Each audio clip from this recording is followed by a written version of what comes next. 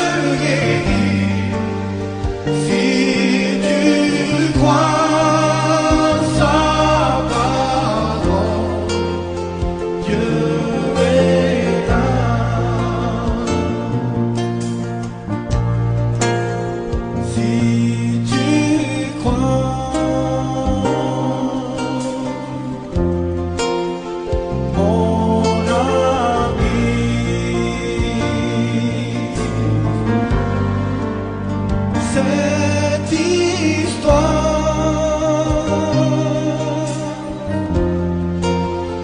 Et pour toi,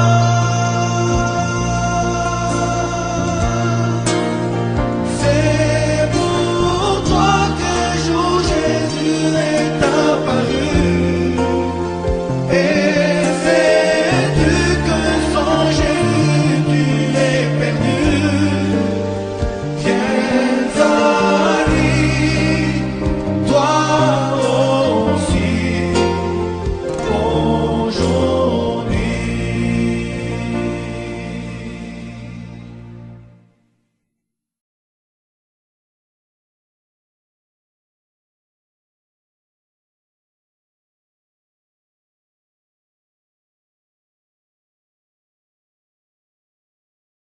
Vent soit une année de victoire extrême.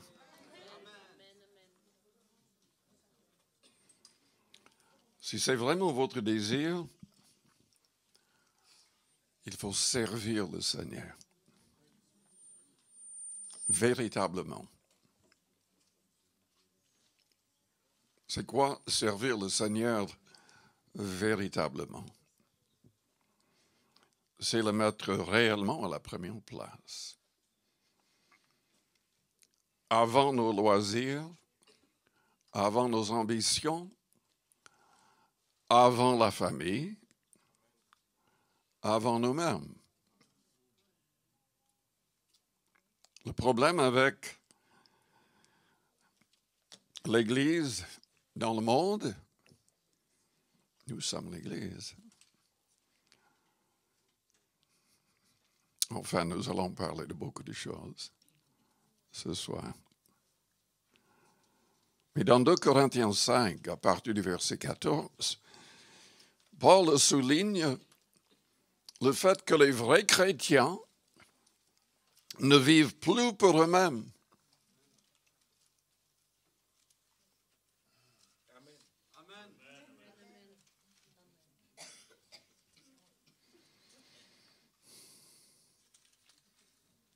Mais pour le Seigneur, qui est ressuscité pour nous, qui a souffert pour nous.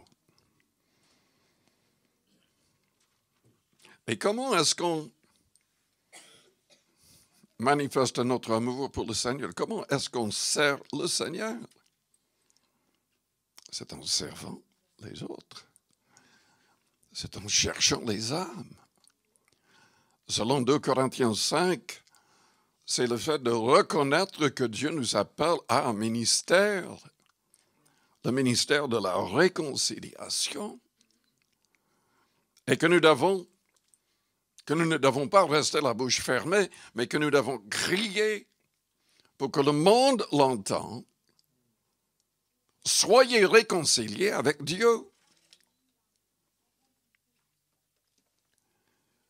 C'est à nous de parler de celui qui ne connaissait même pas le péché, mais qui a supporté le poids de nos péchés en mourant sur la croix. C'est ce que Paul souligne dans ce chapitre. Nous sommes appelés à être des ambassadeurs et à aider le monde à être réconcilié avec Dieu. Dans Jean, chapitre 13,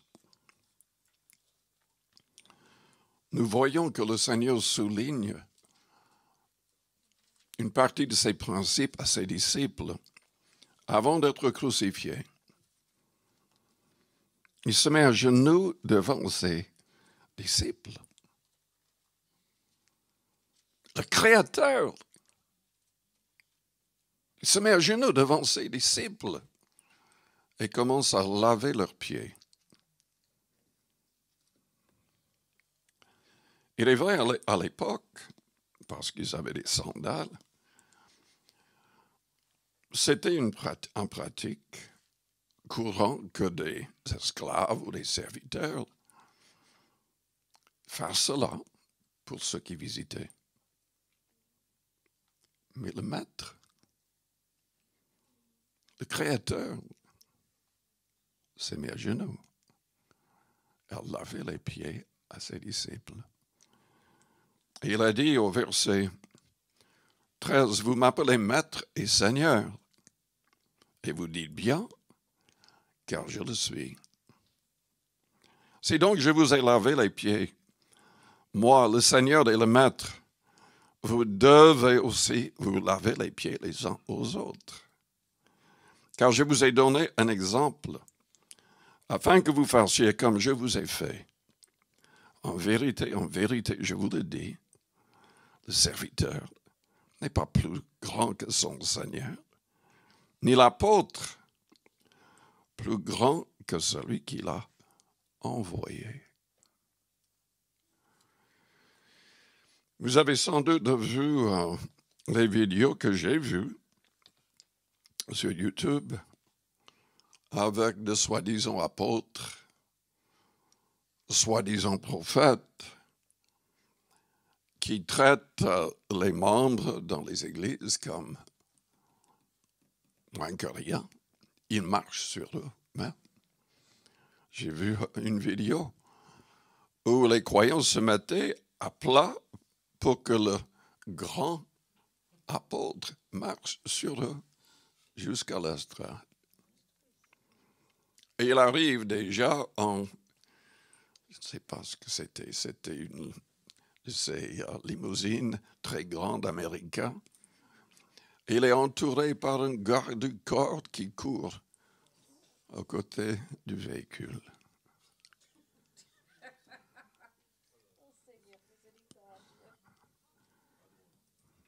Apparemment, vous n'avez pas vu les vidéos. Mais il y en a qui sont pires. Qu'est-ce que ça va être au jour du jugement?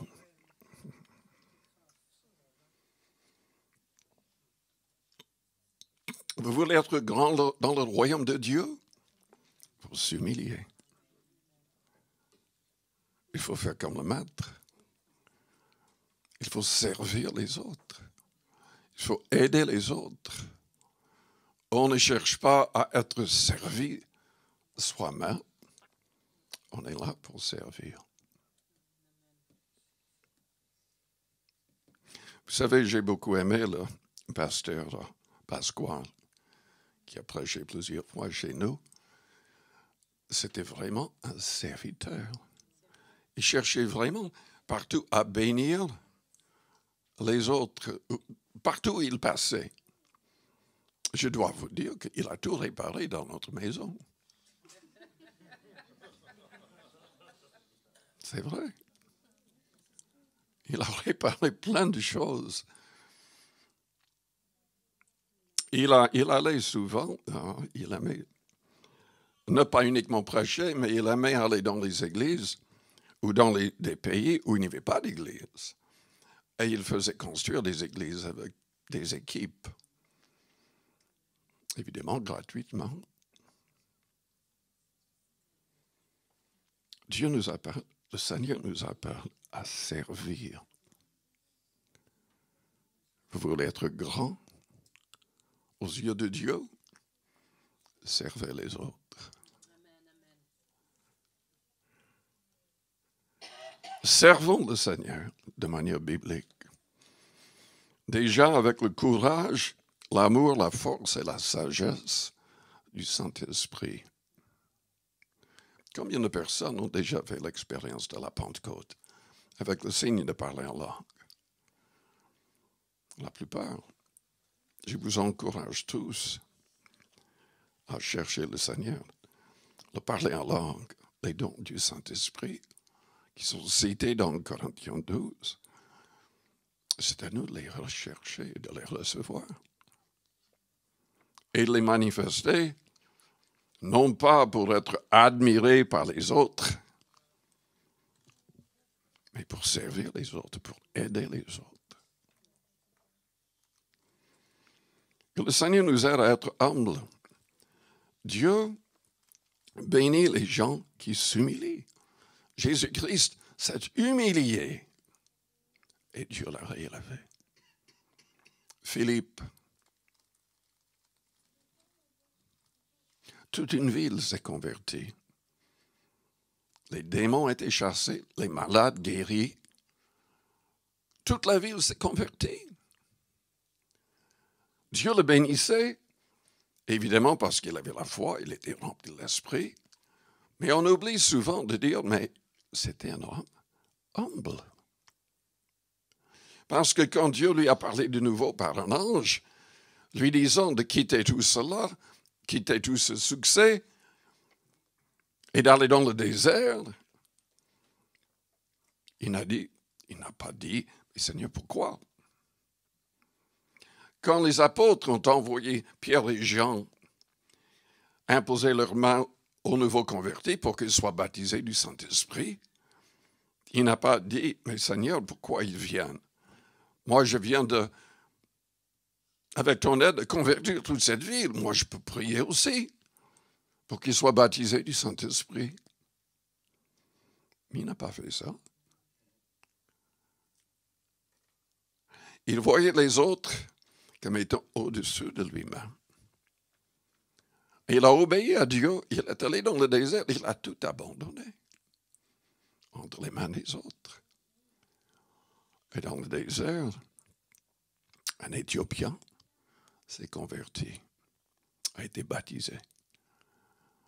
Et on ne connaît pas la suite, on n'a pas la fin de cette histoire, mais sans doute, cet Éthiopien, dans son pays, a sans doute été utilisé pour toucher les responsables. La porte s'est ouverte, il y a des églises anciennes en Éthiopie.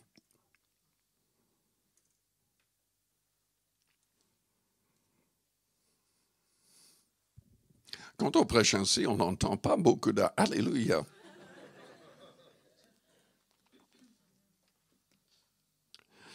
Lisons dans 2 Timothée, chapitre 1er.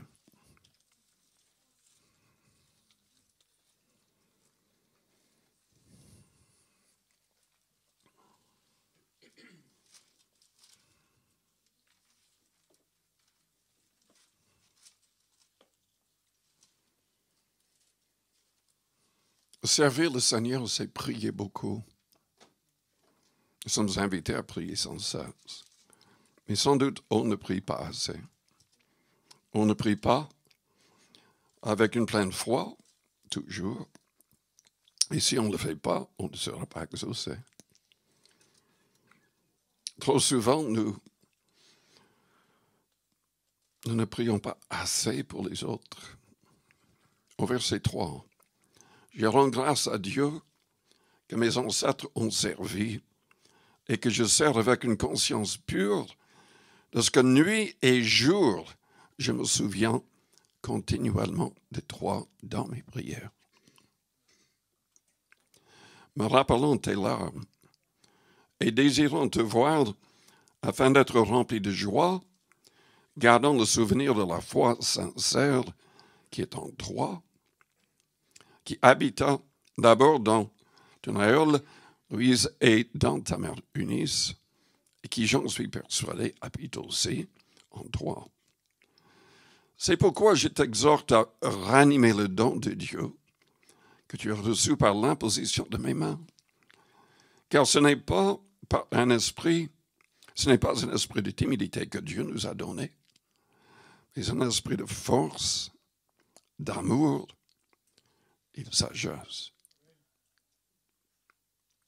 N'aie donc point honte du témoignage à rendre à notre Seigneur, ni de moi, son prisonnier, mais souffre avec moi pour l'Évangile, par la puissance de Dieu qui nous a sauvés et nous a adressé une sainte vocation. Non à cause de nos œuvres, mais selon son propre dessein et selon la grâce qui nous a été donnée en Jésus-Christ avant des temps éternels et qui a été manifestée maintenant. Le Saint-Esprit donne du courage. Le Saint-Esprit nous aide à aimer. L'amour de Dieu est répandu dans nos cœurs par le Saint-Esprit qui nous a été donné. Vous manquez de sagesse? Demandez l'aide du Saint-Esprit. Priez en langue, louez, adorez en langue par le Saint-Esprit. Et il va vous changer. Combien savent que nous avons besoin d'être changés?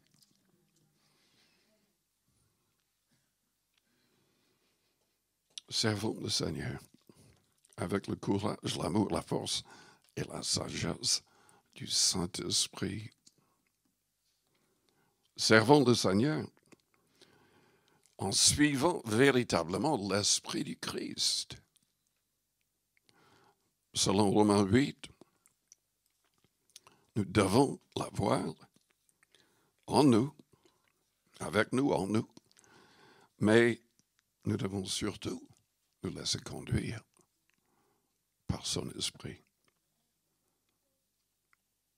Les apôtres étaient efficaces.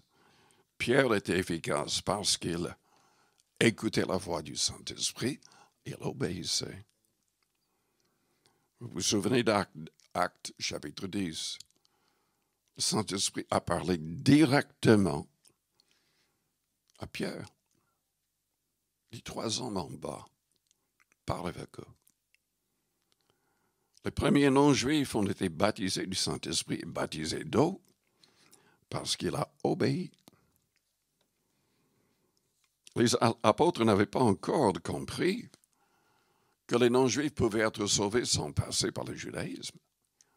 Bien que Jésus-Christ avait dit plusieurs fois qu'il voulait les envoyer dans le monde entier, et sans doute dans leur tête, c'était quand même pour toucher les Juifs partout, et non pas les non-Juifs.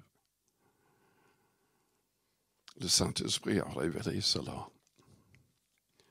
Vous savez, il y a beaucoup de choses que le Saint-Esprit doit nous révéler. Est-ce que vous connaissez parfaitement bien le plan de Dieu pour votre vie ce soir? Son plan pour demain? La semaine prochaine? Il veut nous conduire. Est-ce que vous connaissez, est-ce que vous savez qu'il veut vous mettre en contact avec des personnes précises? Et qu'il veut parler au travers de vous avec des paroles précises? Servons le Seigneur. Nous le disons souvent, mais combien de fois nous passons à côté de la vérité dans notre tête? Le Seigneur a dit dans Luc 14, verset 33, que pour être un vrai disciple, il faut renoncer à tout ce que nous possédons. Au revoir la dîme. C'est pas tout la dîme. Dieu demande beaucoup plus que la dîme. Beaucoup plus que 10%. Nous devons être prêts à tout abandonner, à tout perdre même, pour accomplir parfois le plan de Dieu. Vous vous souvenez de Tony Robachek, qui est passé prêcher 2 fois chez nous, 2 ou 3 fois. Très riche. Il voyageait dans son propre avion. Il avait des affaires partout dans le monde. Quand il s'est converti, le Seigneur lui a parlé en disant qu'il devait abandonner tout et devenir missionnaire. Et en plus, aller en Russie, prêcher l'Évangile. Il a tout abandonné. Et le peu d'argent qu'il avait en banque, il l'a perdu. À cause de la famille. Mais il sert le Seigneur. Il voyage toujours en avion. Ce n'est pas son avion. Mais il prêche l'Évangile en Russie et ailleurs.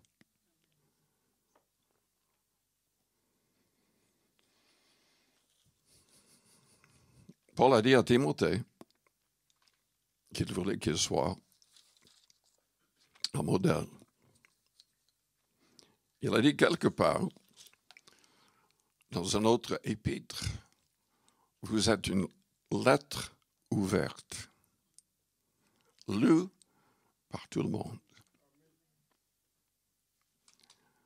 Vos voisins vous voient comment?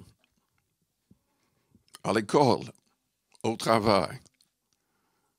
Ils vous voient comment? Vous êtes une lettre ouverte. Ce matin, Pasteur Hamago a parlé de sa sœur qui était troublée par une église, par les responsables qui, enfin, apparemment n'avaient pas la sagesse du Saint-Esprit pour présenter la vérité.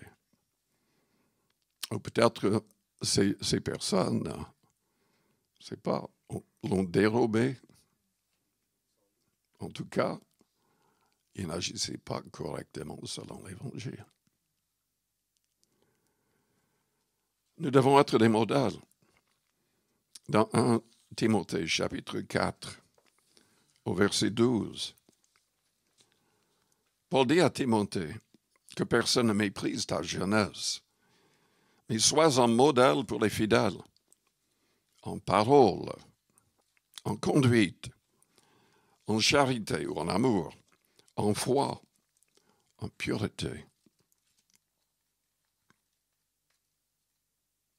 Et de nouveau, il parle du Saint-Esprit. Jusqu'à ce que je vienne, applique-toi à la lecture, à l'exhortation, à l'enseignement. Ne néglige pas le don qui est en toi et qui t'a été donné par prophétie avec l'imposition des mains de l'Assemblée des anciens.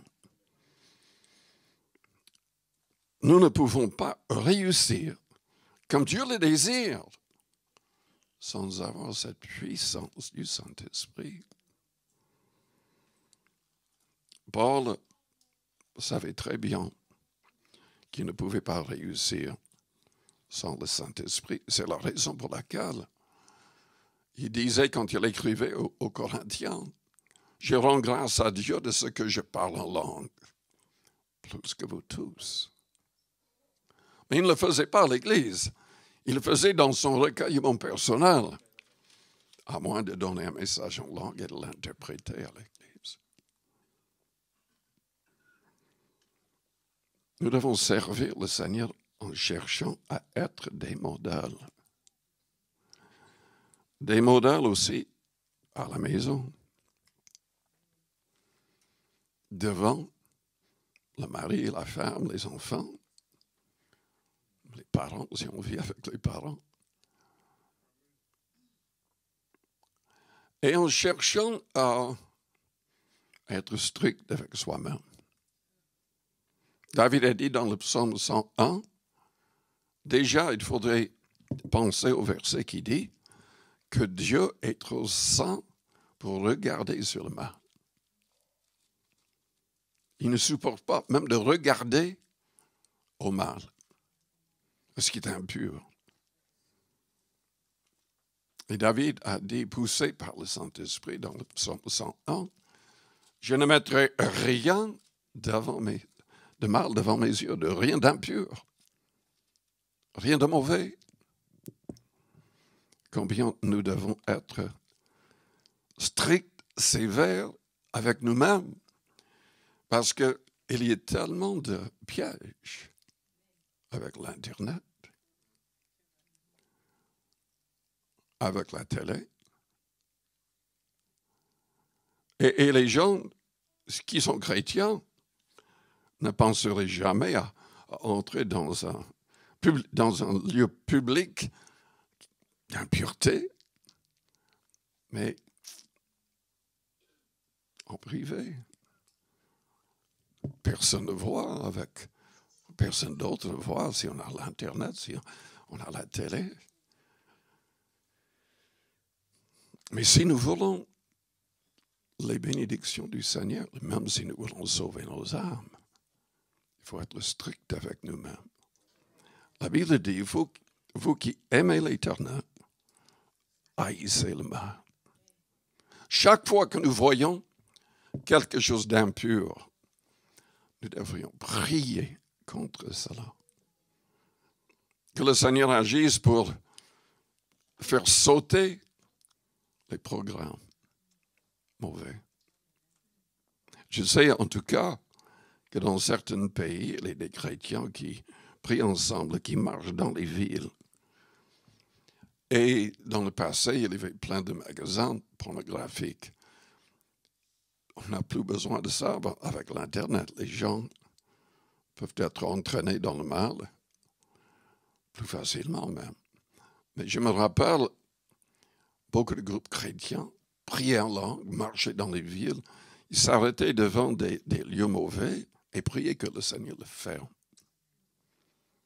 Et quelques mois après, fermé.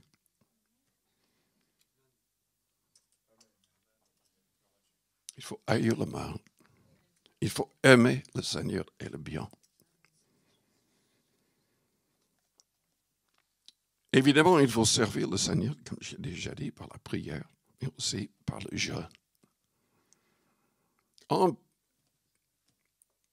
public, parfois, mais surtout en privé, beaucoup plus. Parce que selon le Seigneur, dans Matthieu 6, si nous voulons que nos prières soient exaucées, si nous voulons vraiment être récompensés parce qu'on jeûne, il ne faut pas le dire. Il ne faut pas le dire. Si nous voulons être bénis même financièrement, il faut évidemment donner à l'Église, mais il faut aussi aider les pauvres. Mais anonymement, si c'est possible. Et sans en parler. Nous passons à côté des bénédictions du Seigneur parce que nous oublions trop souvent ces principes.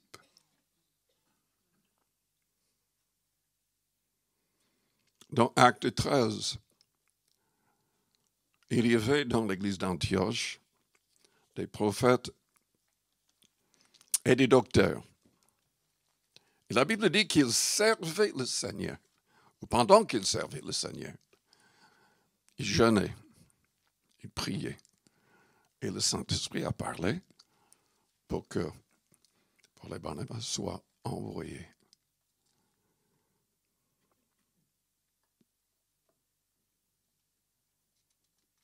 C'est Dieu qui doit choisir, qui doit élever et envoyer. Vous savez, le mot apôtre signifie simplement envoyer. C'est le même mot, même idée qu'un missionnaire. C'est quelqu'un qui est envoyé par le Saint-Esprit pour évangéliser, pour commencer des églises, pour laisser une base solide dans différents pays, différentes villes. Mais il n'y a que le Saint-Esprit qui peut vraiment donner le succès. C'est lui qui fait tout. Servons le Seigneur par le jeûne et la prière.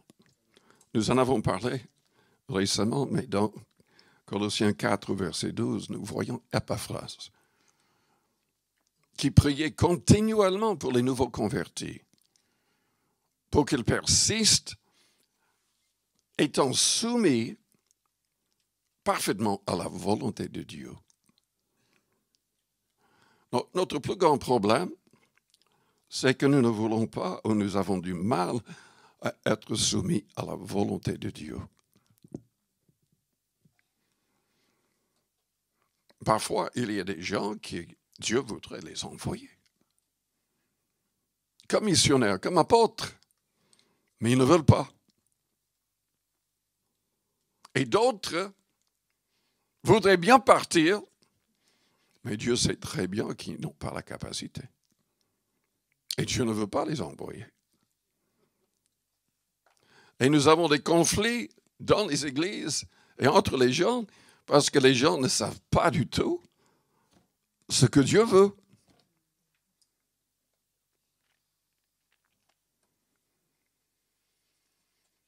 Excusez-moi de parler avec mon cœur cet après-midi.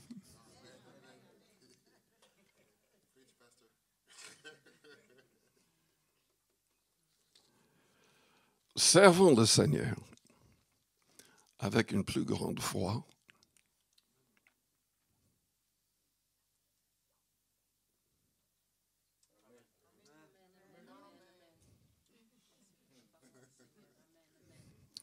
Est-ce que vous priez pour que le Seigneur vous aide à gagner une âme? Pourquoi pas 12? 100? 200? 1000? Toute une ville comme Philippe?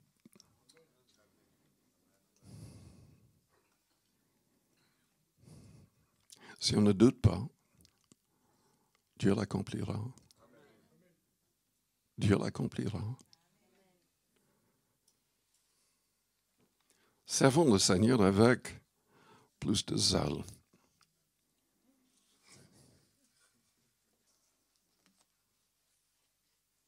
J'ai dit avec plus de zèle.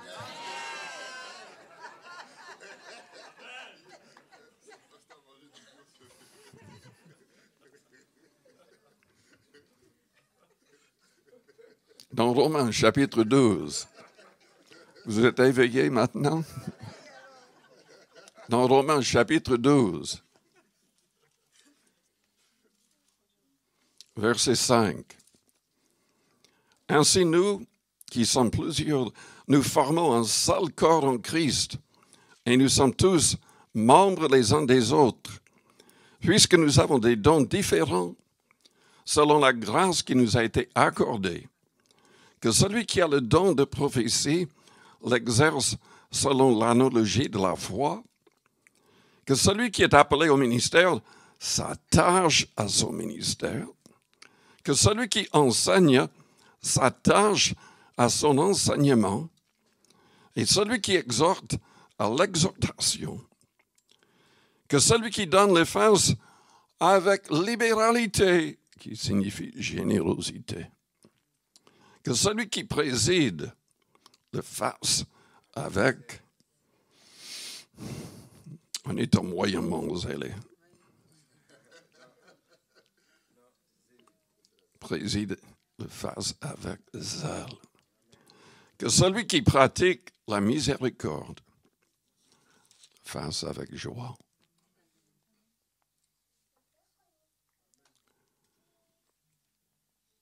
Est-ce que c'est une joie pour vous de pardonner?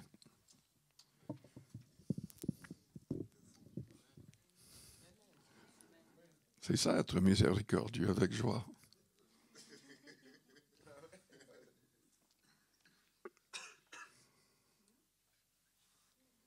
Mais il a parlé contre moi. C'est un mauvais type.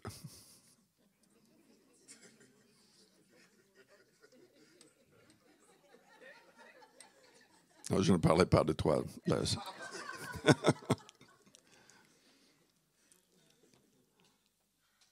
Il ne faut pas simplement pardonner, il faut le faire avec joie. Dieu nous a pardonné en Christ. Nous méritons tous l'enfer. Combien d'erreurs est-ce que nous faisons même après la conversion?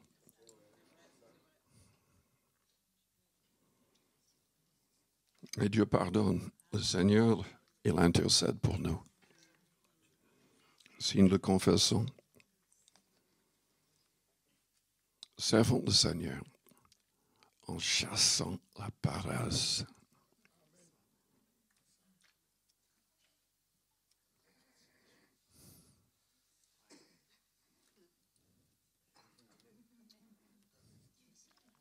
Je ne vais pas dire ce que j'allais dire.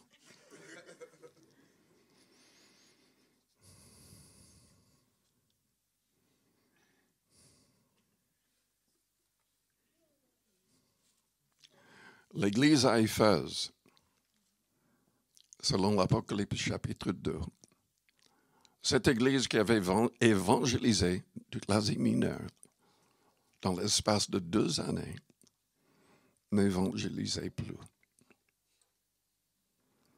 Et Dieu, le Seigneur était tellement mécontent, il était prêt à même agir pour que l'Église soit fermée s'il n'y avait pas de repentance. Il a dit, mais tu as perdu ton premier amour. Pratique tes premières œuvres. Repens-toi. C'est tellement facile de perdre le zèle. L'Odyssée, tiède. C'est pas grave. Si, c'est grave. Le Seigneur a dit à l'église de Laodicée, repens-toi, sinon je te vomirai de ma bouche. Le Seigneur ne supporte pas que nous soyons des paresseux. Il ne supporte pas que nous vivons dans ce monde connaissant la vérité sans proclamer cette vérité, sans chercher les âmes, sans vouloir les avertir. Mes amis, l'enfer est réel. Les temps de feu est réel. Et personne ne va échapper à cela à moins de croire en Christ et de devenir un vrai disciple de Christ.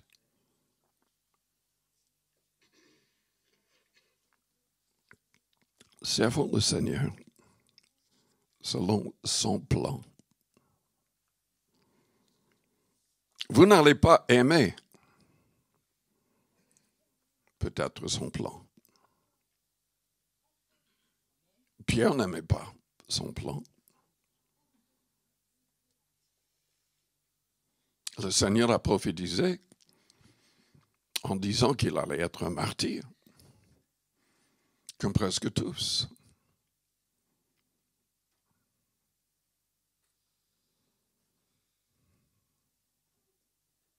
Ils ont bouleversé leur monde, mais ils ont payé un prix pour cela. Est-ce que nous allons bouleverser notre monde?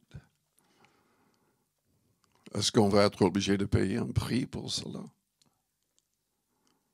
Est-ce qu'on veut payer le prix? Tu le dis assez vite, là.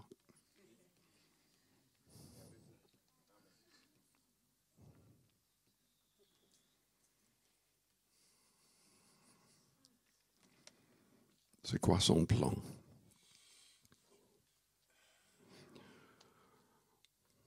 Vous savez, les deux problèmes. Très souvent, nous ne cherchons point son plan. Et nous ne veillons pas. L'Église est en train, dans le monde, l'Église est en train d'être complètement anéantie par le mensonge, par des esprits de séduction. C'est prophétisé. Paul, écrivant à Timothée, dans 2 Timothée 4, avait dit que dans les derniers temps, il y aurait quand même de grandes églises et tout serait faux. Tout serait faux.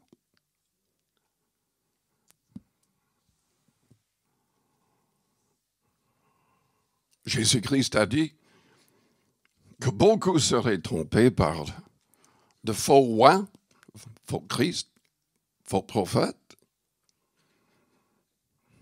Nous devons veiller sur nous-mêmes, sur nos doctrines, sur nos croyances. Nous devons combattre pour la foi qui a été livrée au sang une fois pour toutes.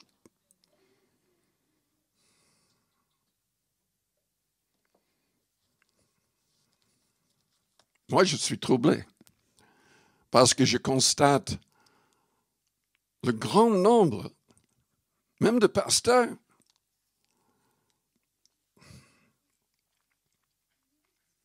qui au début étaient très stricts à l'égard de la saine doctrine. Et ce n'est plus le cas. Ce n'est plus le cas. Ils acceptent des gens qui sont franchement dans des impuretés. des gens qui ajoutent toutes sortes de choses à la Bible, retirent plein de choses de la Bible, qui inventent des histoires incroyables. Quelqu'un m'a envoyé une salutation pour la nouvelle année avec tout un message concernant quelque chose dans l'Apocalypse. Complètement absurde.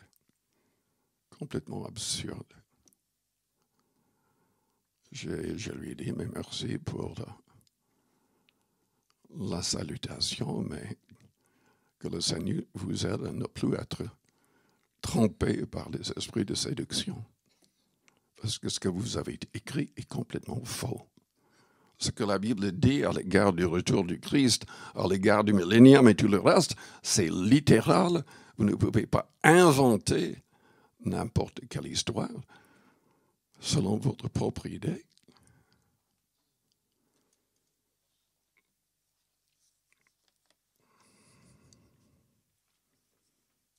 Jean a écrit dans 2 Jean, chapitre 1er, verset 9, « Si quelqu'un ne demeure pas dans la doctrine du Christ, mais va plus loin, cette personne n'a point Dieu. » Et il ne s'est pas arrêté là, il a continué en disant, « Ne le saluez pas. Ne permettez pas qu'il entre dans votre maison. » Car celui qui le fait participe à ses mauvaises œuvres.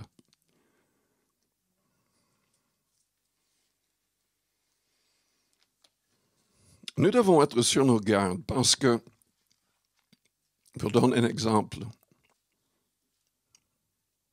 dans l'Ancien Testament, il y avait les 2 fils d'Aaron, le frère de Moïse.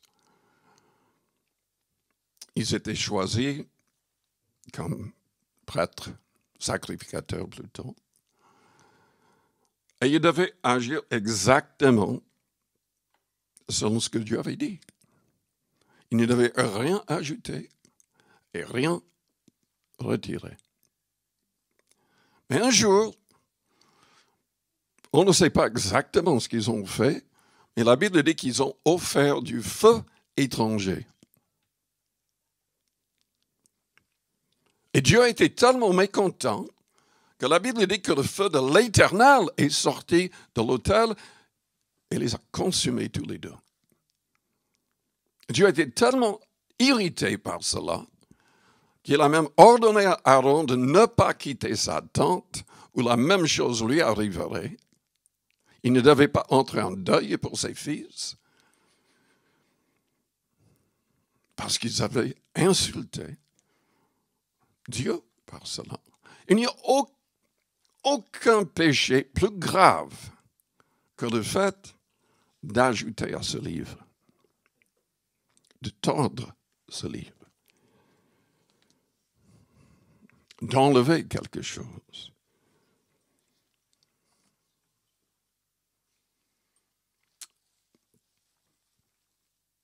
Nous devons connaître le plan de Dieu pour nos vies aussi. Nous devons connaître les limites que Dieu fixe dans sa parole. J'oublie le nom du roi, mais Saül a fait la même chose. Le prophète a pris du temps pour venir. Et Saül, il a offert un sacrifice lui-même à Dieu. Il n'avait pas le droit de le faire. Le roi en question, il est entré parce qu'il était roi. Il s'est dit, mais enfin, je peux agir exactement comme les sacrificateurs. Et en fait, il est parti en courant parce que Dieu l'a frappé de lèpre. Il y a des limites. Ce n'est pas tout le monde qui peut être apôtre, prophète, pasteur, docteur, etc. Ce n'est pas pour tout le monde. La Bible dit dans Jacques 3 qu'un grand nombre ne se mettent pas à enseigner. Mais quelle pagaille avec Facebook. Quelle pagaille. Toutes sortes de fausses doctrines, fausses idées, et des dizaines de milliers de personnes entraînées dans le faux, souvent, par des gens qui ne sont même pas chrétiens. C'est ça ce qui est terrible. Il y a des groupes dans Facebook qui ont des milliers de gens. Ils parlent de Dieu, mais la personne qui est responsable n'est même pas baptisée. Ni d'eau, ni d'esprit. Et ils sont dans l'impureté. Ils ne sont même pas libres spirituellement. Je sais très bien parce que je suis en contact avec.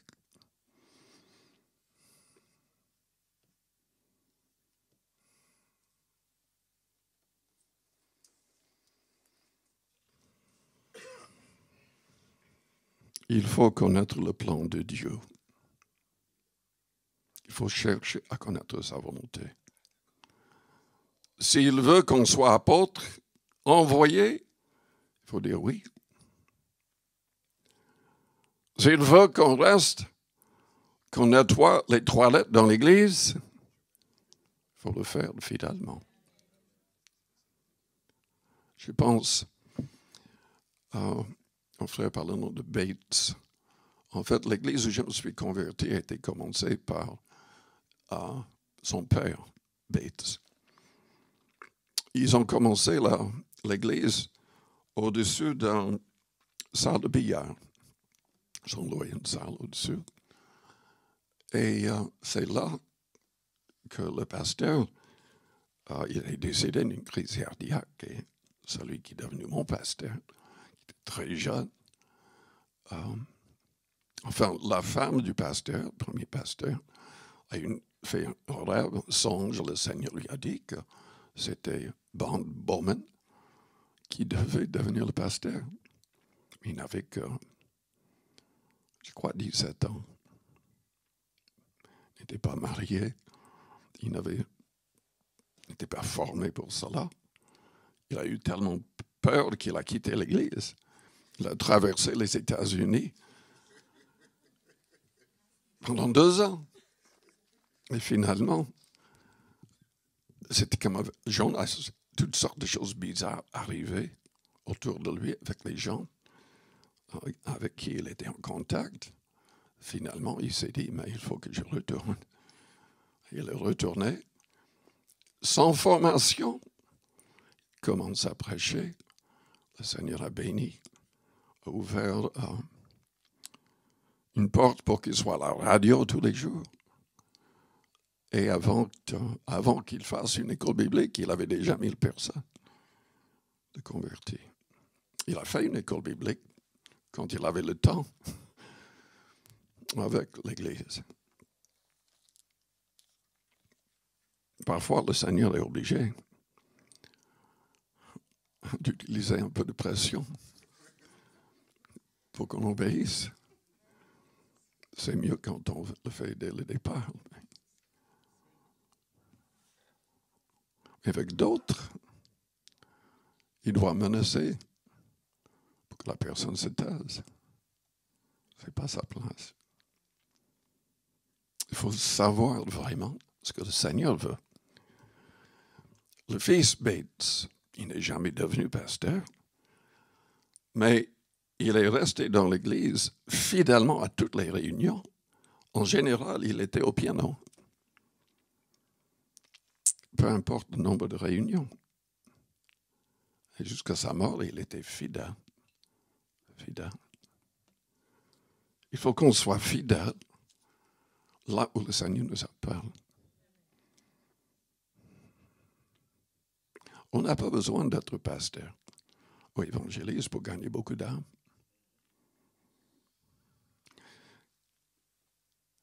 C'est quoi quand on parle du téléphone arabe ou télégraphe? Qu'est-ce qu'on dit? Oui. Mais c'est mieux avec les femmes. C'est plus puissant. Les femmes peuvent gagner beaucoup d'âmes. Parce que, vous savez, les hommes sont timides, mais les femmes, en général, ne sont pas du tout timides.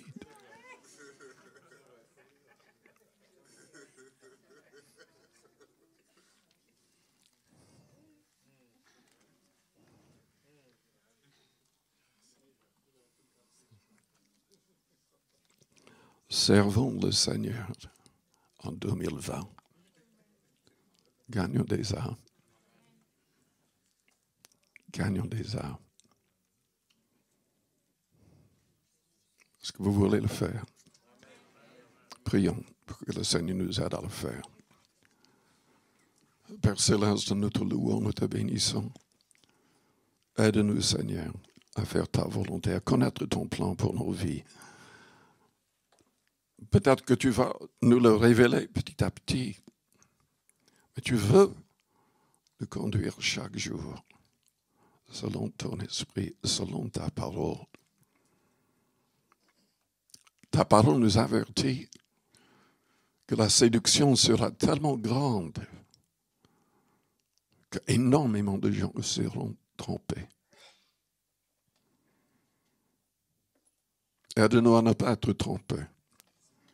Aide-nous à rester fermement dans la saine doctrine. Aide-nous à faire ta volonté au nom de Jésus-Christ de Nazareth. Je vous invite à vous lever. Si vous voulez faire la volonté de Dieu, vous voulez être utilisé, peu importe ce qu'il va vous dire. Je vous invite à venir vers les devants.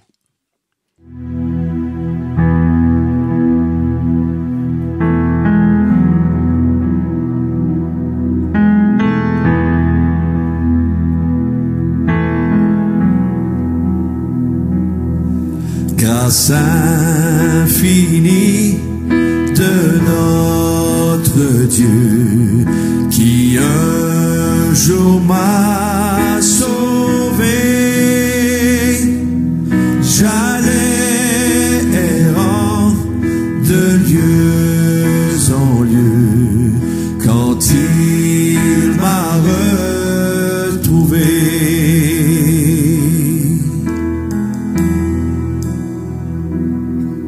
Ma vie fut complètement changée alors qu'en lui j'ai cru. Depuis ce jour de tous les dangers, sa grâce m'a secouru. Mes chaînes sont enlevés, mon Dieu, mon Sauveur m'a racheté de son pardon, il m'envahit, amour divin, grâce infinie.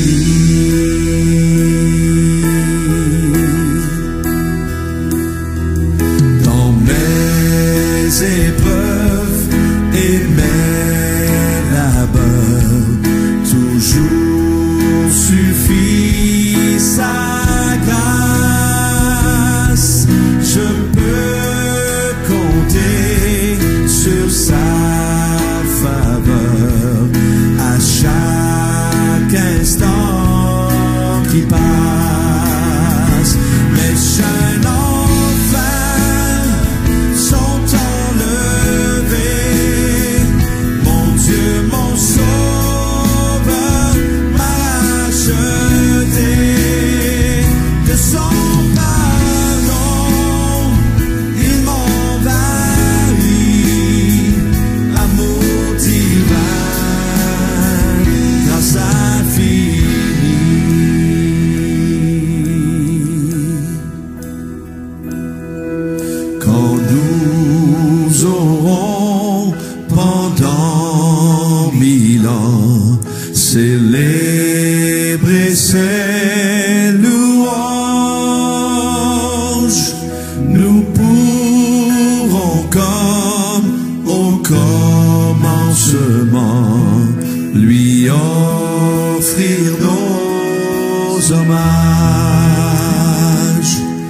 lui offrir nos hommages,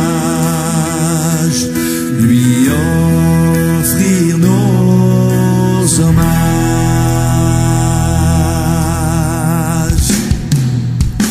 Les chaînes enfin sont enlevées, mon Dieu, mon Sauveur m'a racheté de son pardon. Il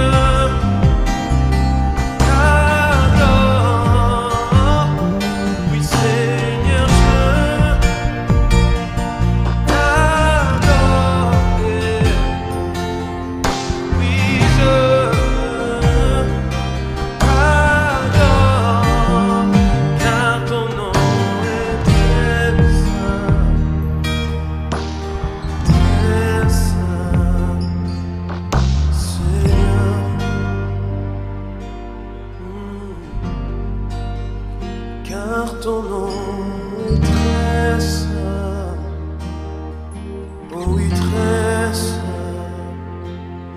Seigneur.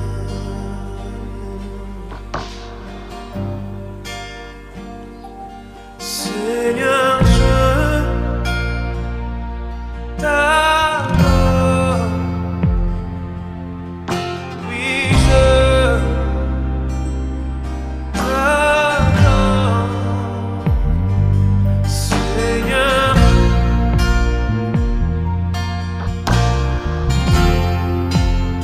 oui, je t'adore.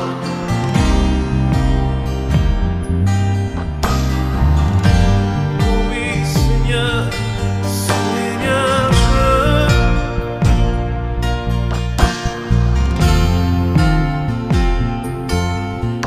oui,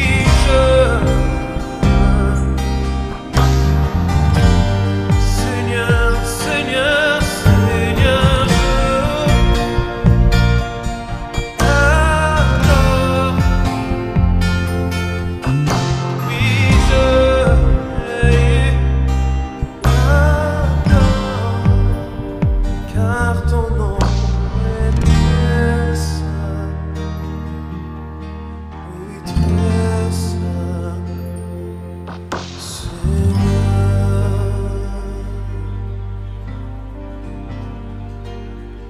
Car ton nom est